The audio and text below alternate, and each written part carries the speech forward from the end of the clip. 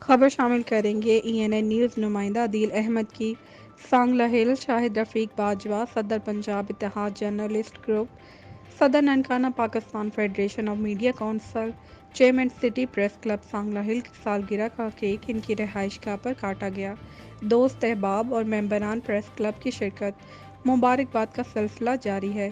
تفصیلات کے مطابق شاہد رفیق باجوہ صدر پنجاب اتحاد جرنلسٹ گروپ، صدر Nankana Pakistan federation of media council, chairman city press club Sangla ہل کی رہائش گاہ پر واقع باجوہ ہاؤس پر سالگرہ کا کیک کاٹا گیا۔ اس موقع پر چودھری طلال چیمہ، شاذم سلطان باجوہ، سٹی پریس کلب کے ممبران جن میں امجد جاوید سدھو، عدیل منظور بھٹی، طارق محمود، راشد ڈوگر، ڈاکٹر گلفام، حافظ بلال مبشر، COABC نیوز چینل نے تقریب میں شرکت کی۔ شاہد رفیق باجوہ نے بھرپور محبتوں سے اور لمبی عمر کی دعا مانگی۔ کیک کی تقریب کے بعد پرتکلف کھانے کی دعوت کا اہتمام بھی کیا گیا۔